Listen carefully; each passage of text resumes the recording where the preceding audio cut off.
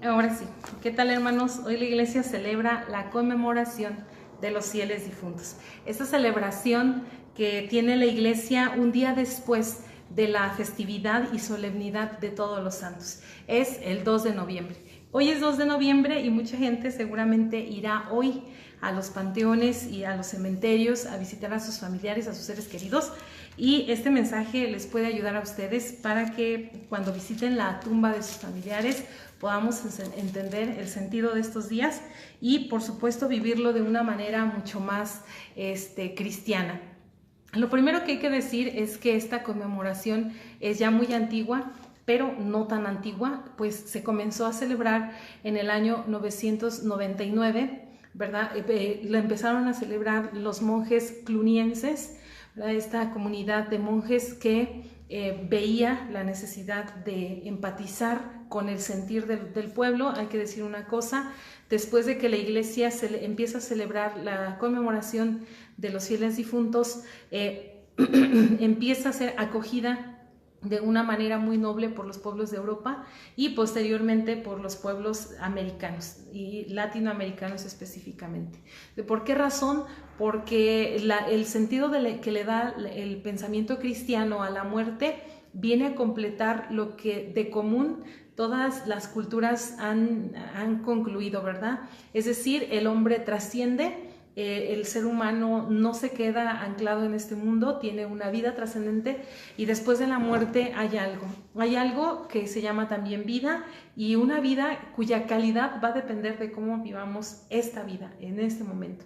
Entonces, es muy interesante este punto. Y bueno, ya diciendo que comenzó a celebrarse en el 998 en Europa, se extendió después en todo el mundo, y cuando llega el Evangelio a América, también aquí se adapta esta celebración, que queda muy bien. Ahora, cuando nosotros decimos conmemoración de los fieles difuntos, al menos en México, se asocia de manera directa a la celebración decimos, hoy es el día de los muertos, ¿no? Nosotros el 2 de noviembre, ¿no? Celebramos a todos nuestros muertitos, a todos nuestros difuntitos. Sí, pero vamos a entender en qué sentido. El día de ayer celebramos a la iglesia triunfante, ¿sí? Tengamos en cuenta que el catecismo de la iglesia nos enseña estas tres dimensiones de la iglesia. La iglesia triunfante es la iglesia de los santos. La iglesia purgante es la iglesia de los que esperan la redención y su alma está en una purificación, en un estado de purificación antes de contemplar a Dios. Y la iglesia militante, que es la iglesia de todos nosotros. Ahora, hay que tener en cuenta que la iglesia católica es la única, ¿verdad?, que nos habla de la iglesia purgante. Y que en muchos, sobre todo las sectas, están totalmente en desacuerdo. Ellos dicen que el purgatorio no existe. Nosotros sabemos que existe y se deduce de manera natural, en el sentido de que Dios es la perfección absoluta, y para entrar a ver a Dios el hombre no va a ser nunca perfecto como Dios, pero sí estamos llamados a tener una perfección desde nuestra creación. O sea, desde lo que nosotros somos. Eso es a lo que se le llama realización. Si ustedes se fijan, todas las cosas creadas por Dios alcanzan una realización plena. Pongamos el ejemplo, ¿verdad?, de las plantas, que es lo que más propiamente podemos nosotros ver. Nosotros tenemos una planta. Esta planta puede ser de rosas, un rosal, ¿verdad? Y cuando nosotros lo vemos así, pelado, ¿verdad?, solamente sus espinas, pero le echas agua, pero está vivo, lo vas cuidando y en un tiempo te va a dar rosas. Y esas rosas van a ser hermosísimas cuando ya abran y den su fragancia y extiendan sus pétalos. Es la plenitud de la rosa. Y en ese sentido, todo lo creado alcanza una plenitud. El ser humano está llamado a una plenitud de sí mismo. Una plenitud de sí mismo que la descubre y se puede entender desde Dios, porque solo Dios tiene el esquema perfecto de lo que nosotros debemos ser. Entonces nosotros emocionantemente todos los días nos hemos de esforzar por alcanzar a ser aquello hermoso que Dios pensó. hermoso no solo de modo externo, sino sobre todo en alcanzar a realizar el proyecto que Dios tiene para nosotros, y eso nos hace bellos, eso nos hace hermosos. Entonces, cuando se habla de la muerte, ¿verdad? Ayer decíamos la iglesia triunfante, hoy decimos la iglesia purgante. Celebramos, conmemoramos a todos nuestros fieles difuntos, entonces recordamos a todos aquellos que están en un estado de purificación para contemplar la perfección divina. ¿Sí? Entonces por eso decimos se deduce de modo natural, porque el ser humano tiene y tiende a buscar esa perfección y en vida, ¿verdad? En el esfuerzo constante, pero después ya muerto, pues también Dios permite un estado de purificación. Y ahorita vamos a tomar el texto, pero les invito a tomar este texto que San Pablo hoy nos presenta en la liturgia del oficio de lectura, en donde San Pablo nos presenta en la primera carta a los Corintios, capítulo 15, en el versículo 24, dice: entonces vendrá el fin, cuando Cristo derrote a todos los señoríos, autoridades y poderes y entregue el reino a Dios su Padre. Y dice, Él, el último enemigo que será derrotado, será la muerte, porque Dios lo ha sometido todo bajo los pies de Cristo. Entonces la muerte es el enemigo directo de Dios. El proyecto de Dios desde el principio es la vida, que el hombre viva. Donde hay algo que Dios ha creado hay vida, el agua, el aire, la luz. En todas estas realidades hay vida. Sí, entonces Dios en la tierra, en todos lados Dios nos presenta vida, Dios es el Dios de la vida. El demonio, queriendo contradecir a Dios, ha introducido la muerte. La muerte. Y esta muerte la experimentan después quienes se pierden, va a decir también la palabra de Dios, ¿no? Entonces, pero estamos hablando ya no solo de la muerte física, sino de la muerte eterna. Lo que hoy nosotros conmemoramos es a la gente que ha muerto, está en un estado de purificación, y en lo que nosotros le llamamos purgatorio, que quiere decir purgar nuestras penas, purgar nuestros males, alcanzar la perfección para la que hemos sido creados, y en esa perfección después contemplar a Dios cara a cara como los santos. Hoy, el día 2 de noviembre, nosotros celebramos o conmemoramos, recordamos y oramos por nuestros fieles difuntos. También recordemos que la muerte será destruida, un día no existirá la muerte, todos en Cristo tendremos vida y permaneceremos con Él. Esta es una realidad. Y una realidad contra la que el hombre ha tenido que luchar en todos los tiempos. También, si bien decimos que en todas las culturas está presente este llamado a la eternidad, también hay que decir que siempre, en todo momento ha existido la tendencia a decir, después de la vida humana no hay nada, ¿sí? Y aún ahora se experimenta esa tentación de quienes dicen, mira, tú dale vuelo a la hilacha, ahora disfruta, come, bebe, dale, explota tus sentidos en todos los sentidos, ¿verdad? Porque después de esto tú no sabes qué hay y lo más seguro es que no haya nada. Y a veces de una manera torpe hay quienes asumen esta filosofía de la vida y se quedan con esta idea, ¿no? Aquí disfruta, aquí goza, aquí vívela, porque después no habrá nada. Es la gran tentación histórica, ¿no? Entonces Cristo nos quiere prevenir de esto, y en la palabra de Dios nos dice, el último enemigo aniquilado será la muerte, porque entonces tendremos vida.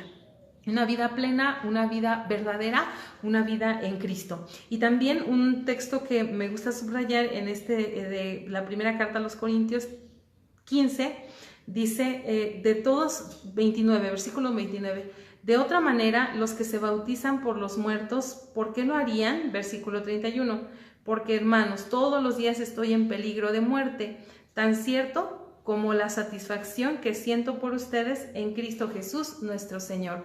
San Pablo se da cuenta que toda la vida es una expresión, es una continua llamada a la muerte. Si nosotros viviéramos con esa conciencia de muerte constante, otra cosa sería, ¿verdad? Si nosotros viviéramos con la idea de que en cualquier momento podemos dar cuentas a Dios, entonces cuidaríamos nuestra conducta. Pero también si entendiéramos que después de la muerte natural viene una vida futura y que esta depende de la oración de los que estamos vivos y de la conducta del fallecido, entonces viviríamos con mayor esperanza. Hoy más que nunca la gente se deprime cuando pierde un ser querido, y incluso hay quienes llegan a decir, yo ya también me quisiera yo morir, ¿no? Yo me quiero morir contigo. ¿Por qué razón? Porque no tenemos claro la grandeza que significa, bueno, esta persona ha entrado en un estado ya de mayor plenitud y llegar a ser absolutamente plena. Eso no quiere decir no llores, reprímete, no, porque yo creo que qué clase de ser humano seríamos si no lloramos a nuestros muertos, ¿no? Entonces llorar por nuestros difuntos es algo natural, extrañar es propio del amor humano, ¿no?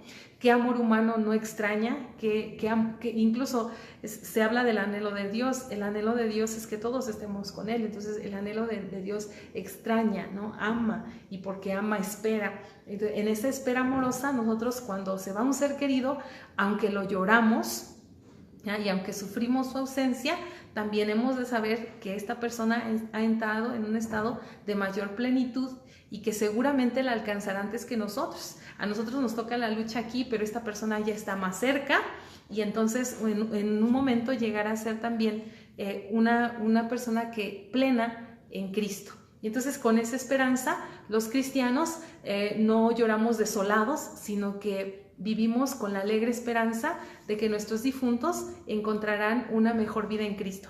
Y los cristianos católicos, déjenme decirles, sobre todo los mexicanos, ¿verdad? Tenemos una idea de la muerte tal que nos reímos de la muerte, y que incluso muchísimas veces hacemos chistes de la muerte. En México tenemos esta costumbre de hacer las calaveritas con rima, y bueno, ese tipo de cosas. Pero ahora quiero compartir con ustedes el sentido que tiene hoy orar por los difuntos. Lo encontramos en el segundo libro de los Macabeos, capítulo 12, ¿sí? En los versículos que van del 35 al 38. Segundo libro de Macabeos 12, vamos a darle lectura. Fíjense, este nos habla de cuando hubo una batalla entre los macabeos con los paganos, pero hubieron muchos muertos, y va a decir por qué. Dice así, estoy en el 10, aquí estamos. Desde el versículo 38 dice: Judas reunió su ejército, se fue a la ciudad de Adulam. Al acercarse al séptimo día de la semana, se purificaron según la costumbre y celebraron el sábado.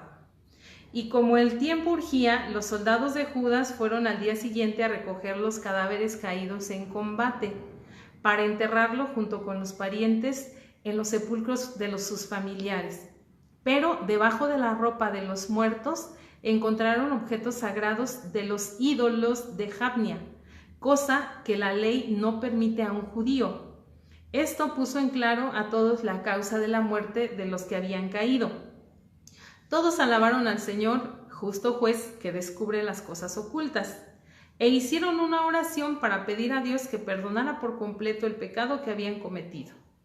El valiente Judas recomendó entonces a todos que se conservaran limpios de pecado, ya que habían visto con sus propios ojos lo sucedido a aquellos que habían caído en el pecado de robar ídolos. Después recogió unas 12,000 monedas de plata y las envió a Jerusalén para que se ofreciera un sacrificio por el pecado. Hizo una acción noble y justa con miras a la resurrección. En el Antiguo Testamento este texto es el único texto que ya prefigura una resurrección y que nos presenta la actitud de un hombre piadoso, creyente, ¿verdad? Un combatiente que llama a las armas para defender su religión, un pueblo que cae, ¿verdad? Algunos que caen muertos, cuando revisan, llevan ídolos robados, porque los ídolos eran hechos como de oro o de plata. Entonces, a lo mejor no lo robaron porque quisieran adorar a esos ídolos, quizá lo robaron porque eran de oro o de plata, ¿no? Entonces lo llevan, y cuando empiezan a recoger los cadáveres de los caídos, se dan cuenta que en la ropa o entre la ropa llevan estos ídolos. Se dan cuenta que es por eso que han alcanzado la muerte, y entonces Judas, ¿verdad? El valiente Judas dice, además de que invita a orar por los caídos, toma estas monedas de plata, las manda al templo y pide que ofrezcan un sacrificio por los caídos en reparación. Dice, esto lo hizo pensando en la resurrección. Si realmente lo vemos así, nosotros diríamos, ellos murieron y se condenaron por haber adoptado ídolos, sí, pero habían peleado por su pueblo, habían dejado a su familia, querían restituir el verdadero culto en Israel, pero les ganó esta tentación.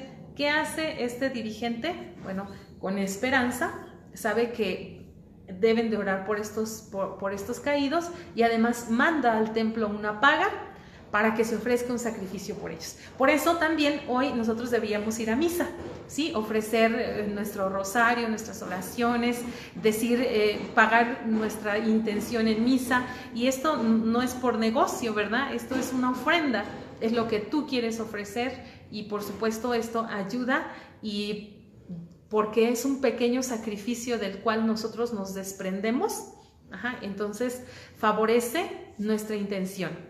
Jamás se pagaría la misa, porque la misa no tiene precio, es la sangre de Cristo, es el cuerpo de Cristo lo que ahí tenemos, pero ciertamente, ¿verdad? En esta ofrenda hay eso, un deseo de bien y de oración, y entonces un pequeño sacrificio que sale de mí en favor de otro. Pues bien, en unos momentos más, más o menos en una media hora, estaremos publicando una oración. Por si vas al panteón, la puedes orar en el panteón. Si no, igual puedes hacer oración en tu casa por tus difuntos. Si vas a misa, es excelente. Si puedes dar tu ofrenda, dala. Y si de alguna manera no puedes dar una ofrenda por tu situación económica, no te preocupes. Ve a misa y en tu corazón lleva la intención de orar por tus difuntos. Aunque no sean mencionados, tú vas de corazón, ¿verdad? A ofrecer tu tiempo, tu oración, tu plegaria, tu fe, tu cariño por tus seres queridos. Y eso es muy válido, tan válido como ofrecer económicamente a quien lo pueda hacer. Háganlo, ¿verdad? Y siéntase libre y de ofrecer algo, pero si no es obligatorio hacerlo, ¿no? También, y sobre todo, lo que vale es la oración, la disposición y el desapegarnos de nuestro tiempo para orar por nuestros difuntos. Pues muchas gracias. El Evangelio del día lo estaremos leyendo un poco más adelante. Si tenemos oportunidad, primero Dios, a las 12 del día nos vemos para meditar el Evangelio. Y bueno, seguimos pendientes de las oraciones que publicamos aquí. Muchísimas gracias y deja que Dios ilumine tu vida.